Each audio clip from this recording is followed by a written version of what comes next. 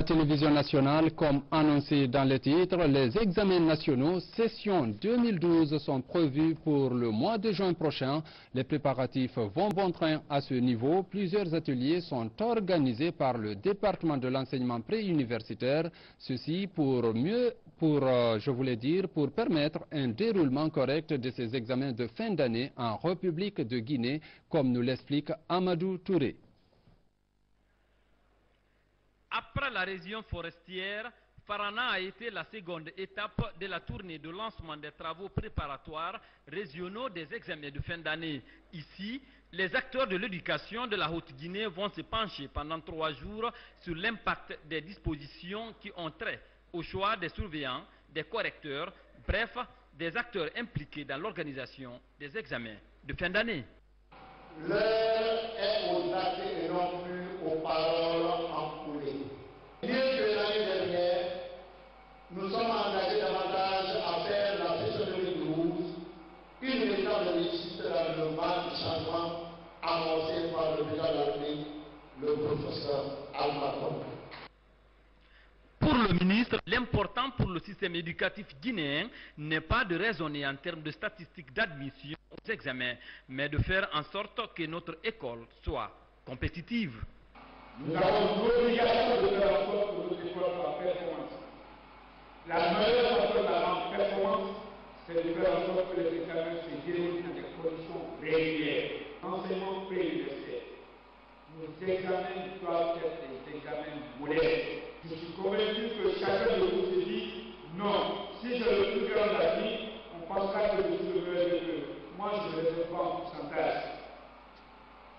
Je veux que demain, les parents d'élèves, les élèves, tous soient d'accord que celui qui a mis, c'est celui qui mérite.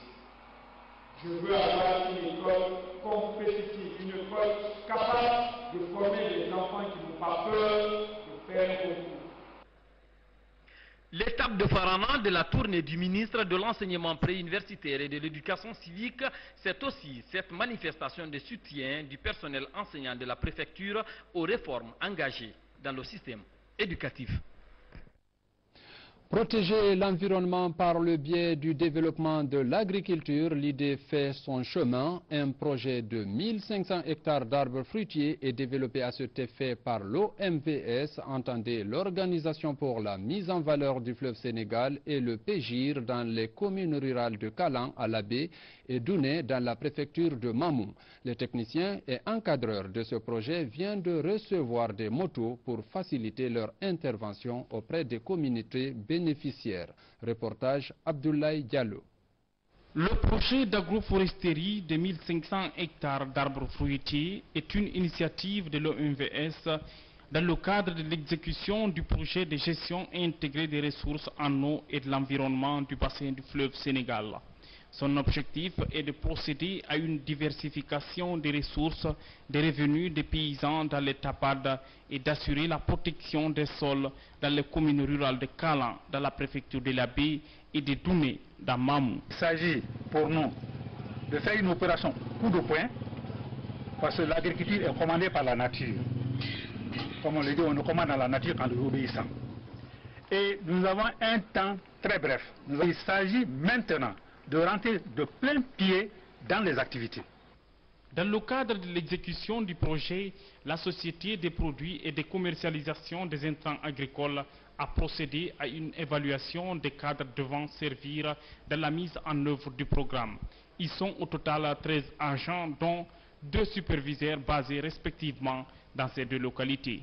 Alors, depuis que le PGIR a commencé, c'est la première fois qu'une structure qui a eu un marché, une entreprise ou une ONG qui a eu le marché, qui a préféré décentraliser le recrutement de la main-d'œuvre au niveau de la mise en œuvre de leurs activités sur le terrain. Durant les 3 mois d'exécution, ces agents procéderont à l'aménagement des tapades et à la mise en place des plantes de KPI arabica, des manguiers et d'orangers, dont 823 hectares à Douné et 677 hectares à Kalan. Une action saluée par le président du CLC de Bafin Source. Mais ce qui est très important, il faut ménager les gens que vous allez trouver. Tenez compte de leur mentalité, de leur esprit, de leur niveau de compréhension. Soyez patient avec eux.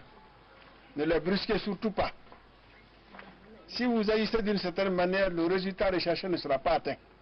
Au terme de cette évaluation, chacun des agents a bénéficié d'une moto et de matériel de bureau et de services.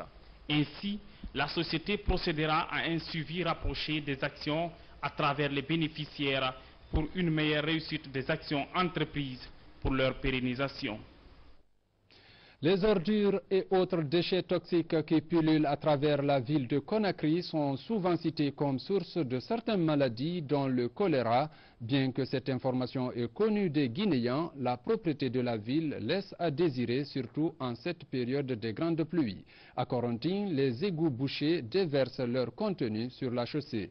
Reportage Mfali Alseni Kamara.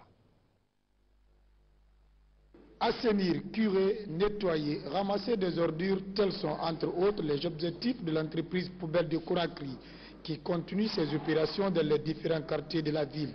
Ce matin, cette équipe s'est rendue à Corentin 1 dans la commune de Kaloum pour évacuer ces déchets et eaux usées se trouvant devant le gouvernorat de la ville de Conakry.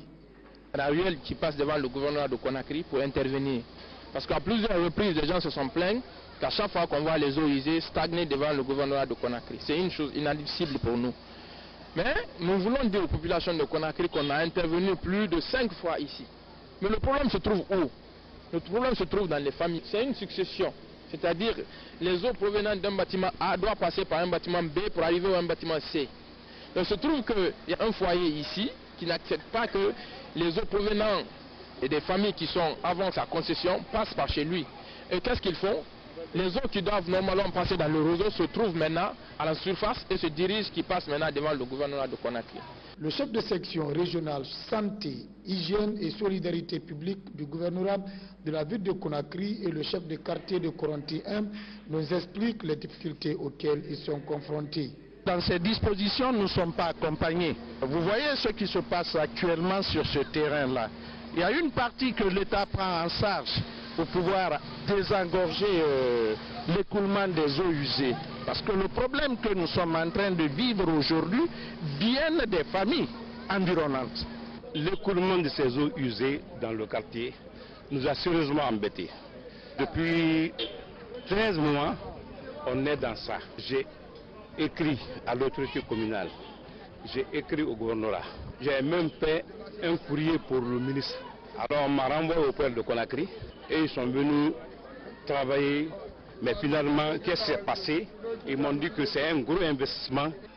À l'annonce donc de cette grande saison pluvieuse, il est nécessaire de rendre propre notre environnement afin d'éviter certaines maladies telles que le choléra.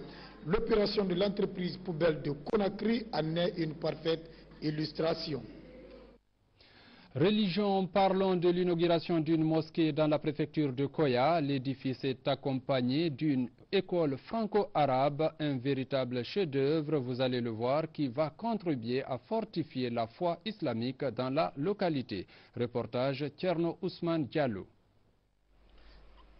La mosquée Abdoulaye Kobele Keïta, c'est l'histoire de 15 fils qui décident de réaliser le rêve de leur père. Un jour, notre père, dans son lit de malade, sentant sa mort venir, nous a demandé.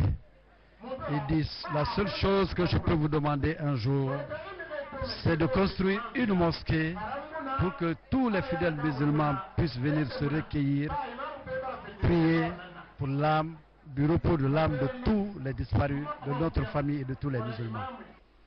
Abdoulaye Kobele Keïta est mort à l'âge de 69 ans en 1990. Il est connu pour son attachement à l'islam et son engagement dans la construction de la grande mosquée de Koya. L'inauguration de l'édifice religieux qui porte son nom a regroupé des sages venus de toutes les régions du pays et des membres du gouvernement. C'est à Labé et à Pita qu'il a acquis une grande partie de sa connaissance islamique avant de revenir à Koya pour s'adonner à l'enseignement des valeurs coraniques. C'était un grand homme, un homme de l'islam, un homme de Dieu. Et aujourd'hui, l'édification de cette mosquée va pérenniser le nom de Alhaji Abdoulaye Keïta à jamais. Et nous remercions tous les enfants et tous les acteurs qui ont contribué à l'édification de cette mosquée. De mon époux à qui j'ai donné le nom de la mosquée. La mosquée même, c'est pas le nom seulement, c'est pour lui. Parce qu'il a été un bon mari, il m'a aimé, il m'a aidé. Oui. Et bien il a de l'islam. La mosquée Abdoulaye Kobele Keita est située à Fassi à Kobaya dans la sous-préfecture de Manéa dans Koya, non loin de l'usine d'emballage. Elle a une capacité d'accueil de près de 600 musulmans. Une école franco-arabe est construite dans l'enceinte de la mosquée. L'imam et le directeur de l'école sont logés dans 2 villas construites à cet effet par les fils de feu Abdoulaye Kobele Keita. Le quartier Bellevue, c'est à Conakry, abrite désormais un centre d'enseignement coranique. Il est le 6e à travers le pays. Son rôle, promouvoir les droits de la femme dans la société par le biais des valeurs islamiques. Compte rendu Mamadi Koma. Permettre à la femme de mieux connaître la religion musulmane, tel est l'objectif de cette association Jamaat Soumaïa, qui vient d'installer ce mercredi sa 6e antenne d'enseignement coranique à la Bellevue minière. L'installation de cette 6e antenne islamique était placée sous la présidence de la ministre déléguée en charge des affaires sociales, de la promotion féminine et de l'enfance. À ce jour, mercredi 23 mai 2012, nous assistons à l'installation de notre 6e antenne à Bellevue minière. Soyez unis, car Jamaat Soumaïa est une indivisible et regroupe en son sein des ressortissants de 4 régions naturelles. Hadja Jakite s'est réjoui de voir ces femmes à la recherche du savoir pour mieux jouer leur rôle dans la société. Votre forte mobilisation me fait comprendre qu'Allah est avec vous et votre détermination à rechercher la compétence et les capacités de lire, de mémoriser et d'interpréter le Saint-Coran pour justifier que le savoir n'est pas l'apanage des hommes seulement. Les femmes sont aussi intelligentes que leurs conjoints. Votre esprit salvateur d'attirer et de mobiliser toutes les femmes musulmanes autour des idéaux communs de travail et de connaissance de Dieu, de même que la motivation et l'éducation des enfants pour la préparation de leur lendemain meilleur, m'impressionne fortement. Il faut signaler que Jamaat Soumaïa a été créé en 2007 par Oustaz Salou Bangoura, une association apolitique à but non lucratif dont l'ambition est de couvrir toutes les régions du pays. C'est par ce cantique des jeunes élèves de Jamaat Soumaïa sur la paix, l'unité et la réconciliation nationale que cette cérémonie a pris fin ici à la Bellevue minière. Mesdames, Messieurs, c'est la fin de cette édition. Merci de l'avoir suivi et surtout passez un agréable moment en compagnie des programmes de la télévision nationale.